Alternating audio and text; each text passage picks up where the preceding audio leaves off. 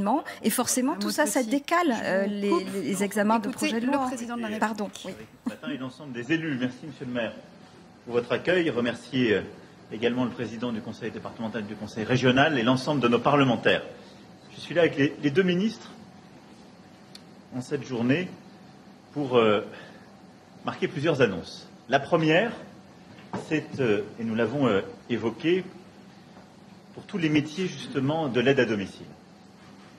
Je veux rappeler la réalité de notre pays, et on l'a réévoqué tout à l'heure en étant accueilli par une dame qui justement bénéficie de ces services, et en particulier de ceux du CCAS. Nous avons aujourd'hui dans notre pays 800 000 personnes dont l'âge justifie une aide à domicile, telle qu'identifiée. Il y en a sans doute plus encore dans notre territoire qu'on n'a pas encore repéré, mais on en a un peu plus de 800 000 qui, en raison de leur âge, ont besoin d'être aidés à domicile, qui touchent l'APA, donc cette aide qui est dispensée par les départements et qui a besoin, par des associations, par justement des centres communaux d'aide sociale, par différents acteurs, d'être aidés. Et on a un peu plus de 300 000 personnes en situation de handicap qui ont également besoin d'aide. Donc on a un peu plus d'1,1 million de nos concitoyens qui ont besoin de cette aide à domicile. Pour y faire face, nous avons un peu plus de 320 000 professionnels de l'aide à domicile. Alors en plus de tout cela, il y a les bénévoles qui jouent aussi un rôle important, et il y a les aidants, c'est-à-dire bien souvent les familles, les proches, qui ajoutent leur aide, leur rôle indispensable. Et aujourd'hui, pour moi, l'objectif était, pour un peu ce 1,1 million de personnes en situation de grande fragilité, d'abord d'envoyer un message de solidarité de la nation. Nous savons l'importance de ces aides à domicile et nous continuerons de vous accompagner pour que vous puissiez rester à la maison pour le plus longtemps possible, avoir la vie la plus normale possible, parce que c'est au cœur de notre objectif d'avoir ce qu'on appelle une nation inclusive, qui permet à chacune et chacun de vivre épanoui chez soi. Et je veux, à l'adresse justement de tous nos concitoyens qui sont en situation de fragilité, de dépendance, qu'elle soit liée au grand âge ou à un handicap ou un accident de la vie, redire l'importance dans cette période d'être vigilant. Nous sommes encore en période de Covid-19 et donc il importe de continuer à respecter les gestes barrières, de porter le masque, de se laver régulièrement les mains au gel hydroalcoolique, de faire attention, y compris lorsque les enfants ou les petits-enfants viennent visiter, parce que le virus tourne encore dans notre pays. Mais pour que la vie la plus normale soit possible, il est important que les métiers justement du soin soient pleinement reconnus. Et je veux ici aujourd'hui rendre hommage à ces 320 000 professionnels du soin à domicile. Que ce soit des aides à domicile, que ce soit des infirmiers, infirmières à domicile, qu'ils soient soignants, accompagnants. On parle d'une kyrielle de métiers très différents. Ils sont celles et ceux qui permettent de vivre chez soi et qui permettent à ces personnes âgées ou en situation de handicap justement de résister. Et ils ont, dans la période que nous venons de vivre, dans cette période du Covid, joué un rôle essentiel.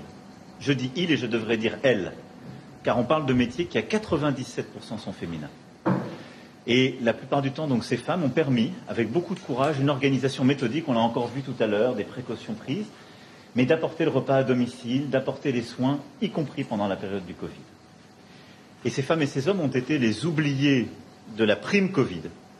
Et c'est pourquoi aujourd'hui je veux officialiser la décision qui a été prise de reconnaître pleinement le rôle qui a été celui de justement toutes les aides à domicile, de tous ces services d'aide à domicile durant la période du Covid.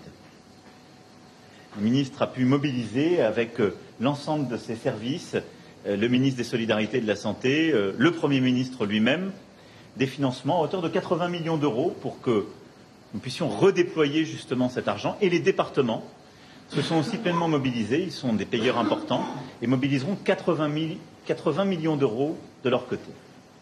Et je veux, au-delà de votre personne, Monsieur le Président du département, remercier aussi le Président Bussereau, qui, à la tête des départements de France, a fait un très gros travail avec le chef du gouvernement, le ministre des Solidarités et de la Santé, la ministre déléguée à l'autonomie sur ce sujet, pour trouver justement un accord.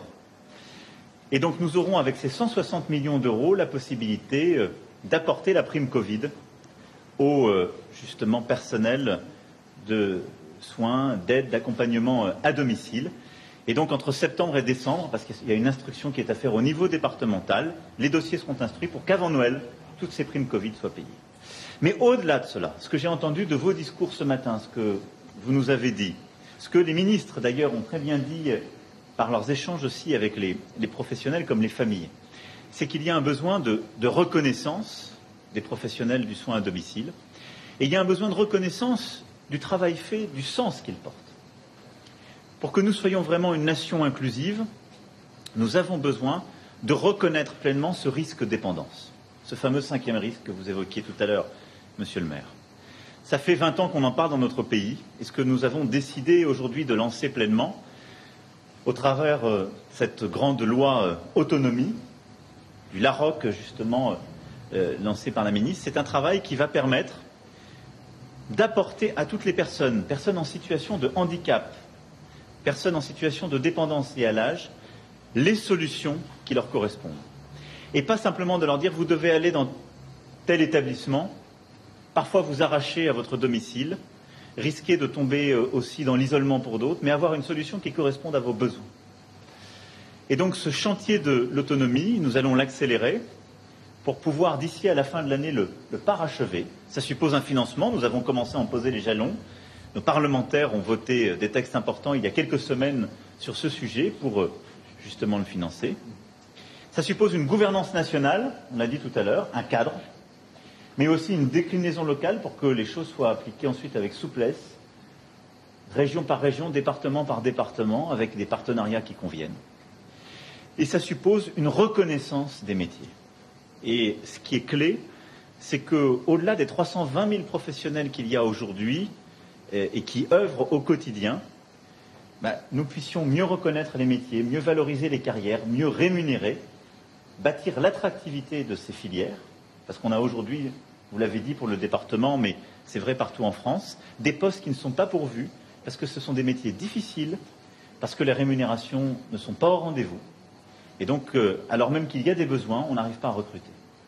Et donc, je souhaite que les associations, les collectivités territoriales, les structures qui aujourd'hui doivent embaucher, puissent embaucher parce qu'on aura répondu.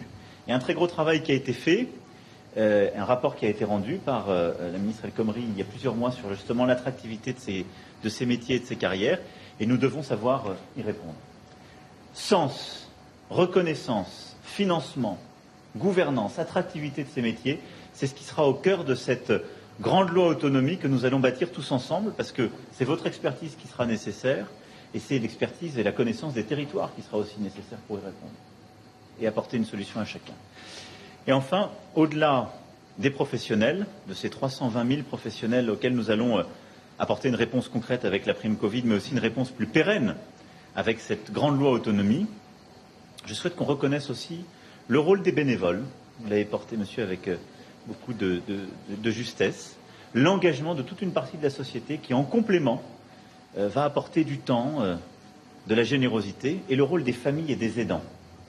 Et là aussi, à partir d'octobre, on a justement la reconnaissance du rôle des aidants avec ce congé aidant qui sera pleinement mis en place. On doit faire beaucoup plus dans le cadre de ce projet autonomie, permettre de reconnaître le rôle des aidants, de développer partout des maisons de répit, parce qu'aujourd'hui, on a beaucoup de familles qui, lorsqu'elles ont un enfant en situation de handicap, un enfant qui devient adulte, qu'il faut continuer d'accompagner, un parent qui devient dépendant en raison de l'âge, voient leur vie complètement bouleversée, les carrières parfois arrêtées ou bousculées, et il faut savoir aussi reconnaître cet engagement de leur part.